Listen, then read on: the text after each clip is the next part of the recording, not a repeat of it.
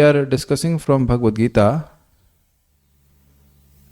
and as it is introduction, and we have discussed that the tendency of or the position of the living entity is not a separate enjoyer from Krishna, but a cooperator in Krishna's enjoyment, and that's how the living entity can enjoy. So now we'll discuss something about what is called absolute truth. Absolute truth means the source of everything. Absolute truth does not mean only a sense of controllership, because a controller is not necessarily the source of an object. Just like kids are produced by parents, but the teacher controls the kid when the kid is in the school. So it is not that all the children which are being taught or monitored under supervision by the teacher are teacher's kids. So the source of kid is not exactly the controller. And also, normally people think that God, a sense of God is sense of absolute truth. No, it is not like that. Absolute truth means all the truths must depend on their existence, on the existence of absolute truth. I'll repeat again.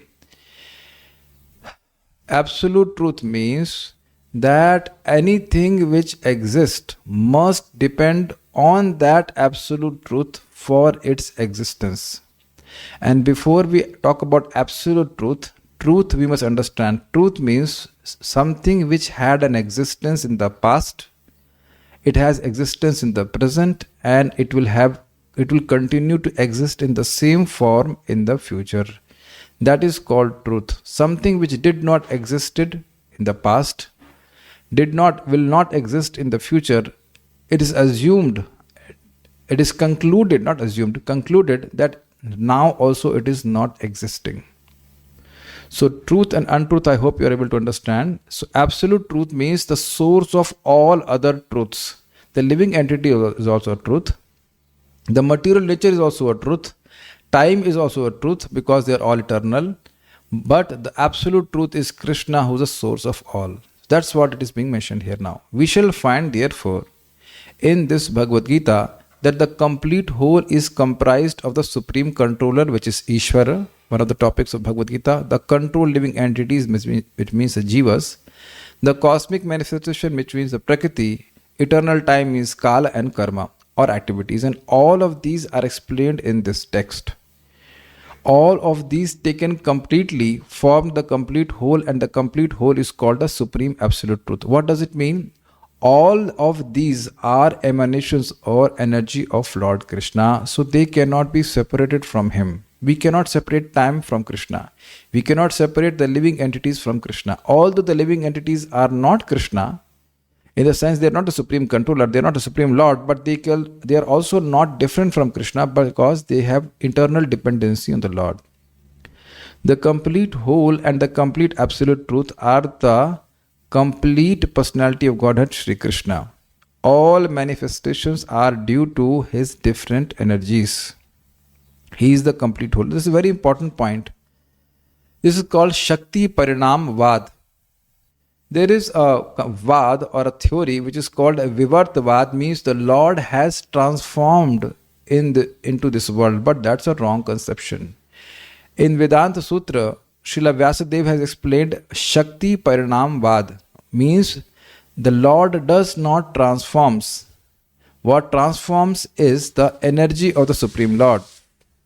And that's what is being mentioned here. So because the energy of the Supreme Lord is changing or is transforming, does not mean that the Lord is changing. He remains as it is. That's why it's called absolute truth, unchangeable, avyaya. It is also explained in the Gita. Now there will be 3 levels of this realization of absolute truth. Vadanti tat tattva vidas tattvam yad jnanam advayam brahmeti paramatmeti bhagavan iti shabdate. This tattva, this truth is understood by 3 categories of transcendentalists, and that will be explained here. It will be good that you understand these concepts very nicely because they will be repeated many a times in Bhagavad Gita as well as in Bhagavatam. So I'll first read and then try to explain. It is also explained in the Gita that impersonal Brahman is also subordinate to the complete Supreme Person. Brahmano hi pratishtaham. Brahmana he means certainly, and pratishtha means I am the basis of this impersonal Brahman. Brahman is more explicitly explained in the Brahma Sutra to be like the rays of the sunshine. The impersonal Brahman is the shining rays of the Supreme Personality of Godhead. Impersonal Brahman is incomplete realization of the Absolute Whole, and so also is the conception of Paramatma. In the 15th chapter, it shall be seen that the Supreme Personality of Godhead, Purushottam, is above both impersonal Brahman and the partial realization of Paramatma. The Supreme Personality of Godhead is called Sachidananda Vigraha. The Brahma Samhita begins in this way. Ishvaraha Paramaha Krishna Sachidananda Vigraha Anadir Adir Govindaha Sarva Karan Karanam. Govind or Krishna is the cause of all causes. He is the primal cause and he is the very form of eternity, knowledge and bliss. Impersonal Brahman realization is the realization of his Sat or eternity feature. Paramatma realization is the realization of Sat Chit, eternal and knowledge feature. But realization of the personality of Godhead Krishna is the realization of all the transcendental features, Sat, Chit and Anand, eternal, eternity, knowledge and bliss in complete vigraha or form. People, so I will have to explain this much, what is explained by Srila Prabhupada here. You see, Lord Sri Krishna has a form and that form is Sat, Chit and Anand. Sat means eternal, that means with beginningless and without any end. Eternal. And Chit means conscious, knowledge. The very form of Lord Krishna is full of knowledge. The very form of our material body is full of ignorance. But the very form of Lord is full of knowledge. And Anand means blissful. So those who realize the Brahman feature, what is that Brahman feature? Lord Krishna is staying in Golok Vrindavan, and from his transcendental form, the transcendental effulgence comes out, which is called Brahman. Just like from Surya God, that means from Sun God, an effulgence comes out which is seen as sun rays in this world. So similarly, Brahman is the rays of the Supreme Personality of Godhead. Is it clear? That's what it's called Brahma Jyoti. Brahma Jyoti. Jyoti means light and Brahma means Brahman. But the light is spiritual in nature. So this was first important point. So a person who realizes the Brahman feature, he realizes that I am eternal. That's called a Brahma Sakshatkar, realization of Brahman. He realizes the eternal nature of existence of the Supreme Lord. But he does not realize the localized form of Paramatma which is in the heart of every living entity. So the Paramatma feature, in that Paramatma feature, a person also realizes that yes, the Lord is eternal, but he's also conscious and he's sitting in my heart. Is full of knowledge. So these two features, Sat and Chit, are realized in Paramatma realization, which is compared to not only seeing the sunlight, but also seeing the sun disk, which is circular in nature. So the person who is only seeing the light and not seeing that sun disk is definitely studying the sun, but not full realization. Then next level will be the person who also sees the sun disk, which looks circular to him, but also sees the sunlight. Clear? This is second level. Now, if you go outside right now, you will see you can only see the sun disk. If you don't go outside, you can only see sunlight coming through your windows. But when you go out, you also see the sun disk. But can you see the demigod Vivaswan inside the sun? No, we cannot see. So you see, a person who's a devotee of sun god, he is able to enter into the sun planet and have a relationship with the sun god. So then he will also see sun god face to face. So he will be able to see the sun disk, he will be able to see the sunlight, and he will be also able to perceive the sun god. Is it clear? So when a person is a pure devotee, he also realizes the blissful form of the Supreme Lord. Now is a very great secret you have to understand. You may question, Paramatma is also Krishna, form of Vishnu, and Krishna is Krishna. So what is the difference in Paramatma realization and Krishna realization? This question was there in my mind since many years. When Krishna says in Bhagavad Gita, Aham Atma Gudakesha Sarva Bhutashya Stitaha. O Gudakesh, O Arjun, I am sitting in everyone's heart as Paramatma. So then Krishna is sitting, then what is the difference? The very great difference. You see, Krishna in the form of Paramatma has two functions. Upadrashta, Anumanta. Upadrashta means overseer. He sees whatever activities we are doing. And overseer means he is conscious. Conscious means chit. Just like at least I know 4 devotees I can see, they are hearing the class. I don't know about the others who have their video off. Maybe they are sleeping. I don't know what. I don't know what they're doing. Maybe I'm not able to. I'm not their upadrashta. This is try to understand. Upadrashta means he is a conscious person. That's why it is said Paramatma realization means chit realization. Are you able to follow this point? Chit means conscious person. A person, knowledge means a person, a possessor of knowledge also. So he has a knowledgeable person. All knowing Paramatma is in my heart. That is the realization of Paramatma feature.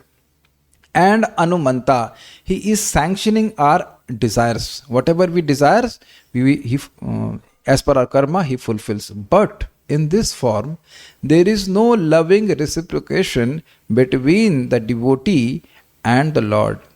So the bliss feature is only really experienced when there is exchange of service. Exchange of service means when the devotee serves the Supreme Lord and the Lord accepts his service and reciprocates by giving him infinite bliss. So that bliss can only be experienced when a person has a sense of service towards the Supreme Lord. Is that sinking in? Just like a person who enters into the sun planet, he has a personal relationship with the sun god. Is it okay? Can you relate with it? Just like a person who is seeing the sun disk, he has no relationship with the sun god. He may offer water with the hope, with the faith that it is being received by the sun god. But he does not have a personal relationship with the Supreme Lord. I think this has to be very, very clear. So Paramatma realization does not mean that the person has a personal relationship with Krishna. Is it okay? He sees Krishna as Paramatma and that's it. And he realizes that he is eternal. He realizes that it's a form of knowledge because he's a person here, but he does not realize the bliss. So the bliss only happens when the living entity is fully matured in his realization and he has a sense of mamata, a sense of belongingness. Oh, Krishna belongs to me. I belong to him. He is my Lord, like this. It's my duty to serve him. This is very clear. So the devotees are being trained directly in that mood of service. We are now coming together so that we can serve the Supreme Lord by discussing about his Siddhanta or discussing his glories. Is it clear? From the day one, a devotee is trained or is being trained in cultivating his service attitude towards Krishna, which is called Seva Bhav. Let Krishna be pleased. And a very, very secret. Although those who are trying to realize Paramatma, they realize Paramatma, but they don't want to serve him. They simply want to merge in the Paramatma. So essentially they are same as the Brahmavadis. In a sense that they don't want to serve the Lord, they want to merge in the existence of the Lord. So anyways, we discussed these 3 levels of realizations of the Absolute Truth, and the highest realization is God realization. Okay. People with less intelligence consider the Supreme Truth to be impersonal, but he is a transcendental person, and this is confirmed in all Vedic literatures. Now, this is a very important point. This is really important. Why Prabhupada is saying that people with lesser intelligence will accept that Lord is impersonal? Okay. I'll explain in a very simple point, which way my teacher has explained. You see, the Absolute Truth has been explained as complete whole. So he should have all the qualities, only then he is complete. Complete means fullness. He must have all the qualities. So he must have secondary qualities and he should have primary qualities as well. Accepted? All the qualities means primary quality, secondary quality. So now, what is primary? If I ask you what is darkness, you will say absence of light. So light is primary and darkness is secondary. Is it okay? So now if I say what is formlessness, we will say absence of form. So form is primary and formlessness is secondary. We cannot say what is form. Absence of formlessness is not form. Can you conclude that way? Can you derive like this? Ki absence of formlessness is form? No, we don't derive like that. The derivation is absence of form is formlessness. So Lord has formlessness as well as form. So formlessness is the impersonal Brahman and form is Krishna. It's very simple. So that's why Lord says Brahmano hi pratishtaham, as Prabhupada has quoted earlier in Bhagavad Gita. It's not simply logic. It is supported by Shastra that the form of the Lord is a basis of the formlessness of Brahman. Please try to understand. We are not saying, the Vaishnav Siddhanta does not say that Lord is not impersonal. Lord has an impersonal energy. But to say that the impersonal has resulted in the form is absolutely baseless. Just like everywhere you see around, if you have a bulb, the bulb has a form and it emanates a light which is formless. Do you agree? Simple. It's very simple. But if I say the bulb is coming from light, will not that be stupid? Have you ever seen that bulb is coming from light? Have you ever seen sun coming from sunlight? It is absolutely absurd, but in this world, especially in India and all over the world, people have this conception from the impersonal Brahman, Lord is manifesting. And as soon as you see or hear any philosopher speaking this nonsense, you should not hear from him. What nonsense? From the impersonal, the person has come. This cannot happen. You don't see that happening anywhere, and Shastra also does not say like that. I hope this is very clear. This should be clear right from the beginning of Bhagavad Gita. Lord is a source of impersonal Brahman, just like sun is a source of sunlight. Sunlight can never be the source of sun. Impossible. ठीक है? नित्यो नित्यानाम चेतनस चेतनानाम. Katha Upanishad 2.2.13. As we are all individual living beings and have our individuality, the supreme absolute truth is also in the ultimate issue a person, and realization of the personality of Godhead is realization of all of the transcendental features in His complete form. This is very nice. This shloka will come so many times in the Bhagavad Gita. Nityo Nityanam. Nityanam is in plural. We are all Nityas, we are all eternal, but among them there is one eternal. Chetanas Chetananam. We are all conscious, but Lord is that one person who's specially conscious.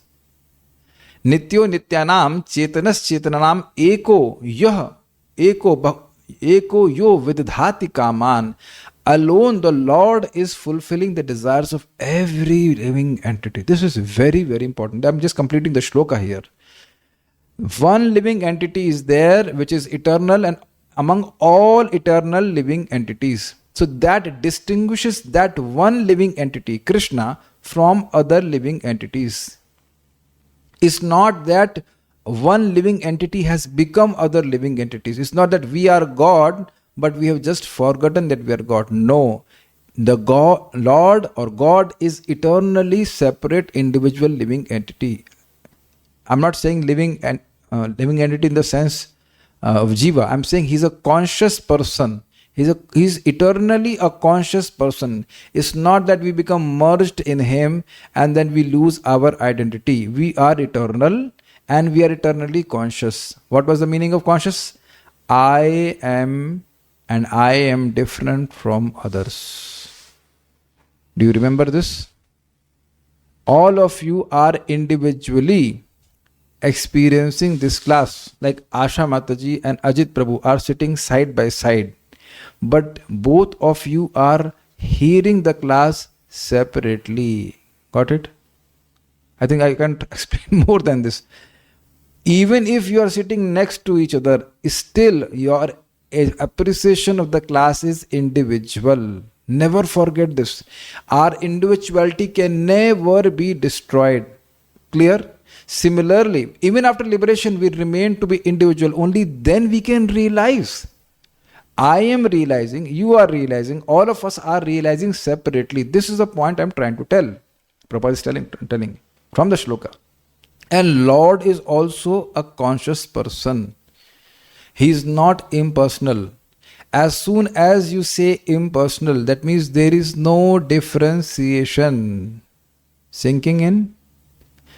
There is no differentiation as soon as you say impersonal. There is no special person there. But here in this shloka, it is very clearly shown there is differentiation. Nityo nityanam. Chetanas chetananam. And the function also later on is, if you complete the shloka, Ekaha yo vidhati kaman, alone he is fulfilling the desires of every living entity. That means all the living entities together can't fulfill even one person's desire. It's very amazing. And Lord alone is fulfilling everyone's desires. That means he must be different from all other living entities. Clear? Yes. You see, I am speaking. So some thought must be coming in my mind, and then I speak. And when I speak, you understand. Now all this is happening, but none of us know how this is happening. Is it not? I want to speak, you want to hear about Bhagavad Gita. This all is being enacted by the Supreme Lord. We must realize this. And not only this Bhagavad Gita, anything what we are able to do is simply being done by the Lord. We are simply desiring. We should never take credit. I am doing. No, He is doing. He is doing means He is sanctioning us to do those things. Not that we do something nonsense and say, oh, Krishna is doing, I am not doing anything. No. So, now you may say, why we are holding this point and discussing it so much? In IIT Kanpur, I was one time not studying exactly, I was in the library and I wanted to just browse through Prabhupada's books there. And suddenly I found a book of philosophy by some person, and that person was some kind of philosopher. And he said, absolute truth is a person, as per Jiva Goswami. That seems to be a very absurd idea for me. Now you see, that person has no connection with Parampara. He was like a foolish fellow. But what was his difficulty, you must understand. When we see this world, it is very difficult for a living entity to accept that how can everything, this world is so big, how can everything come from a person? Before we go forward, let us do some reflection on this point. Have you ever reflected how big the universe is? So many stars and sun and all those things. We hear these things and we just pass on. But if you think about it, you see, you will be challenged yourself. This is earth and sun, and these are nothing compared to the one universe's dimensions. Now, to accept that all this is coming from one person is really challenging if we don't accept the authority of Bhagavad Gita. Are you able to appreciate this point? if I say the room in which I am sitting is coming from me, room? Have you ever seen a person producing anything from his body, like except stool and urine? Means, and some, what is it? Sweda, sweat.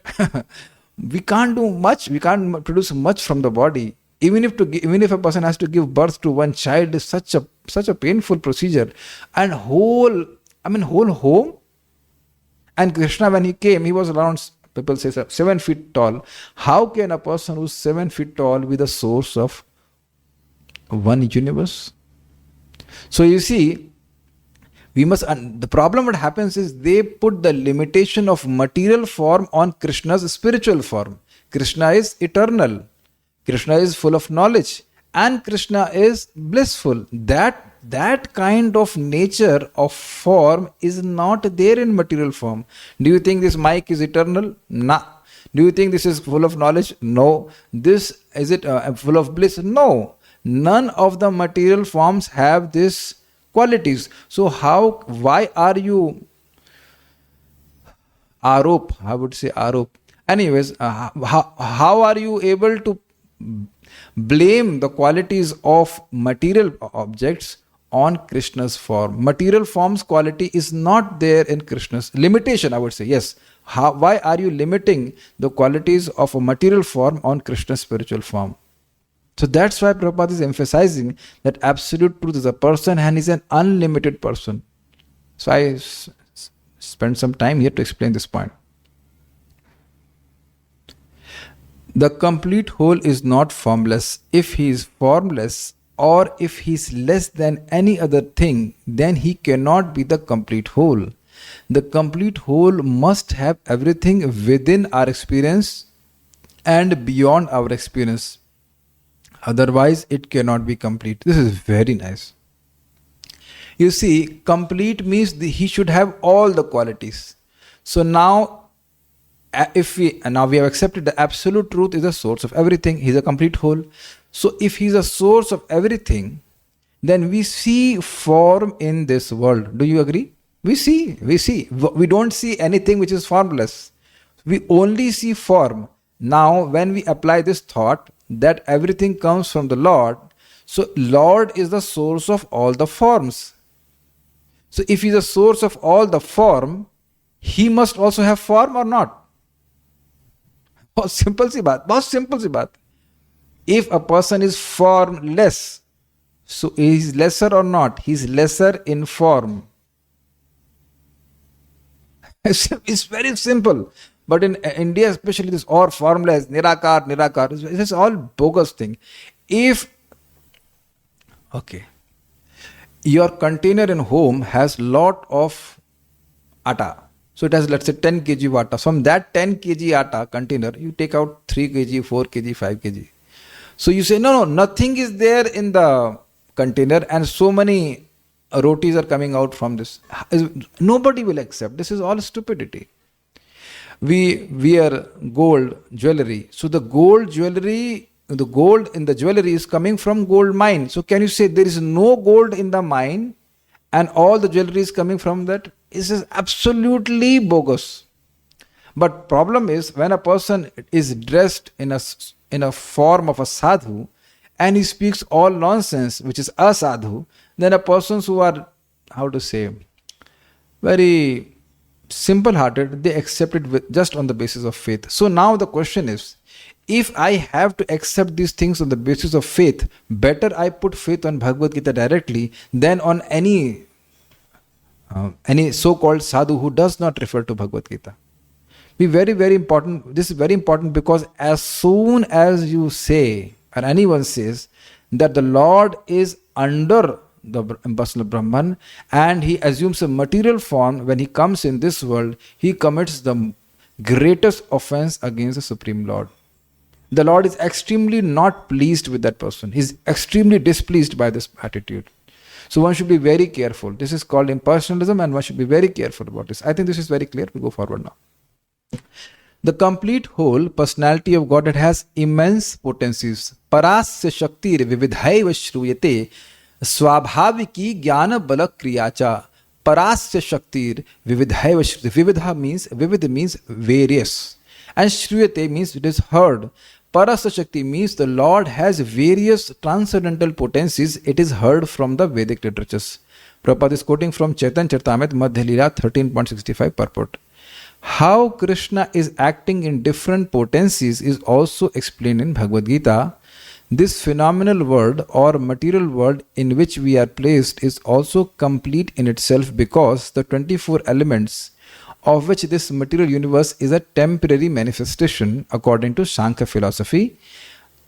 According to Sankhya philosophy, are completely adjusted to produce complete resources which are necessary for the maintenance and subsistence of this universe. There is nothing extraneous, nor is there anything needed. This manifestation has its own time fixed by the energy of the Supreme Whole, and then its time is complete. These temporary manifestations will be annihilated by the complete arrangement of the complete. This is too much complete. Let me try to explain this. This is a difficult passage. You see, There are 24 elements being counted.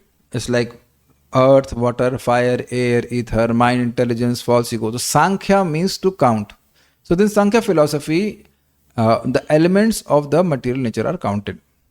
So what Prabhupada is telling here, the Lord has created sufficient elements, complete set of elements for the creation of this world and maintenance of this world. There is nothing new to be created.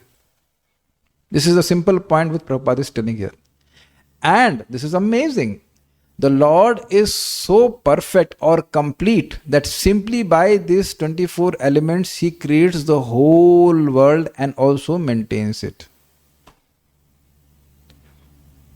One devotee told me the quality of a good cook is that whatever is there in the kitchen, by that he will make a very big feast. He will not get anything from outside. So Krishna is the best cook because he creates 24 elements and he makes a wonderful feast to be enjoyed in the form of this universe and planets and everything. This is amazing. We have so much variety in this world. And also there is variety in the sun, which we don't know, but sun is there and so many other planets are there. All and everything is being created by these 24 elements. Easier to remember than the periodic table. You must have heard it in the chemistry, is it not? 108 elements and every year there's a new element being found out. That means these people don't know. Essentially there are only 24 elements by which the Lord has adjusted. Adjusted means somewhere little bit mirth, somewhere little less water, somewhere little this. He just adjusts that and the different varieties of creations are created by the Supreme Lord. This shows His complete and perfect intelligence. So it's very interesting because the present day science has a very peculiar characteristic that they create an artificial need. They say unless you have this object, you cannot survive. But this is interesting that people who were, let's say 100 years back or even 200 years back, they did not have all the facilities which we have now. And still they led a very healthy life. Is it not interesting? How science is artificially creating those needs which we actually don't need.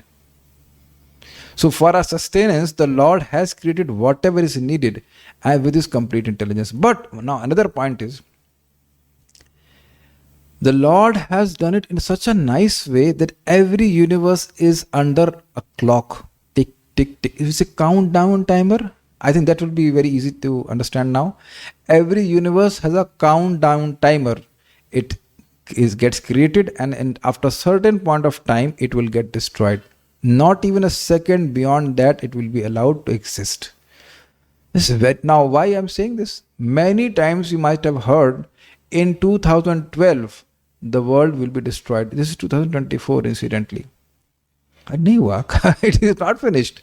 Now, sometimes they will say in 2030 it will be finished. It will not be finished in that time also. Only when the Lord desires that will the pralaya or the destruction will happen. So what does it mean? Any other speculation about destruction will also not happen. Destruction will only happen under the complete control of the Supreme Lord. That's what Prabhupada is telling. These are temporary manifestations and they will be destroyed. Also, they are created by the complete intelligence of the Lord and they will be destroyed also by the complete intelligence of the Lord. It's all under His control. There is complete facility for the small complete units, namely the living entities, to realize the complete, and all sorts of incompleteness are experienced due to the incomplete knowledge of the complete. This is a beautiful line. These lines have to be appreciated very much. You see, this world is created to give two facilities for the living entity. One is sense enjoyment, because that's what we are existing or we think we should exist. I would say like that. I want sense enjoyment. I want every living entity is hankering for that. But that will only generate a sense of incompleteness. But definitely whatever we desire in terms of sense gratification is fully supplied by the Lord. Now, when a person does not know Krishna, this point you should understand. Unless he meets or contacts with Krishna, he will always feel a sense of incompleteness in his life. He will never feel happy. No matter how much we acquire materially, we will never be happy. This is not simply theoretical, this is experiential. As you must be noticing, as we are chanting Hare Krishna, we are hearing Bhagavad Gita, taking prasadam, a life centered around Krishna is full of satisfaction, because satisfaction comes by Krishna's pleasure. And if Krishna is not pleased, people are always feeling incomplete. Just like we basically need only one slipper. I mean, one means two, one pair. But people keep on buying 1, 2, 3, 4. They are not feeling complete by one pair of slipper. That's why they want more. Not only, this is only very insignificant. I went to a person's home in Delhi. He had 4 mala home. 4 mala means four levels. And even the upper one was not occupied. And he made another 4 next to that. And it was just empty. He was not even giving it for, how to say, rent, because there is a chance that he will capture it. It's just complete. You can just say a complete sense of incompleteness.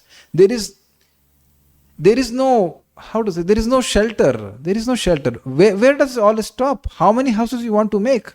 How much money you want to collect?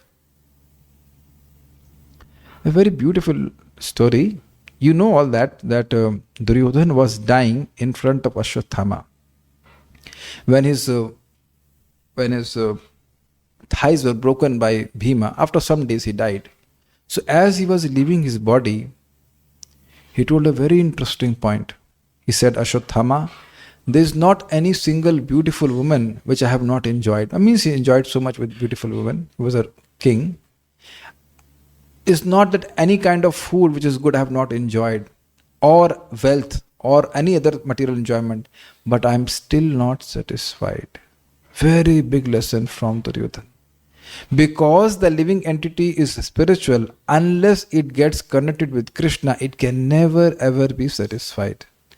And you will see, these points what we are learning, we will repeat again and again in our discussions, and still it generates happiness. So those who, when at whatever point in our life we have received this knowledge, we must take it to heart. To the degree we try to satisfy Krishna, to that degree we automatically become satisfied. But if we try to not satisfy Krishna, we'll always feel a sense of incompleteness. And very simple example is there, or actually experiment which we should not do, is in this time of Bhagavad Gita, if you start reading newspaper, after whatever 45 minutes or 40 minutes, you will feel a sense of complete dissatisfaction. I have wasted my time. Now, I will stop on this point, but this is very, very, very, very good takeaway. Every day we should be determined, as far as possible, I try to do things which will satisfy Krishna. That will make us complete. And you must be noticing that since we have taken the path of bhakti, we don't venture for buying new and new clothes or new and new car or whatever, new and new things. We actually feel satisfied in hearing about Krishna and chanting about Krishna. I think this is experiential. This is a very important point. So I will finish with this.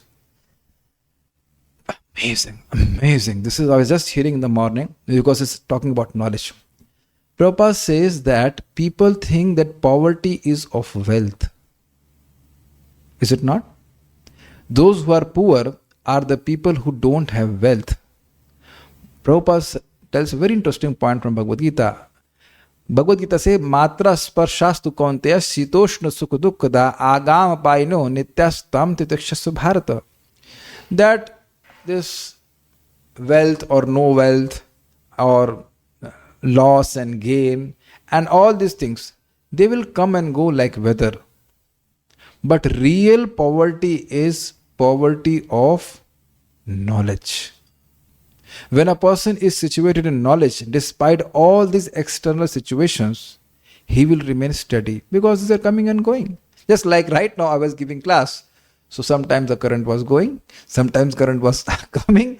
I mean, I had an inverter, but I'm just saying sometimes the current was going. Must be happening in your home also. Current is going, current is coming, current is going, current is coming. So once a person is situated in knowledge, He understands these are just vagaries of weather.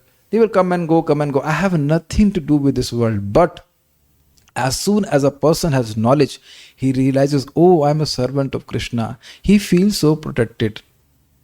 But if a person does not have knowledge, he remains poverty stricken. And this interesting point is, once you understand this knowledge, it always stays with you. And you can always give it to anyone, and you can give it to full content.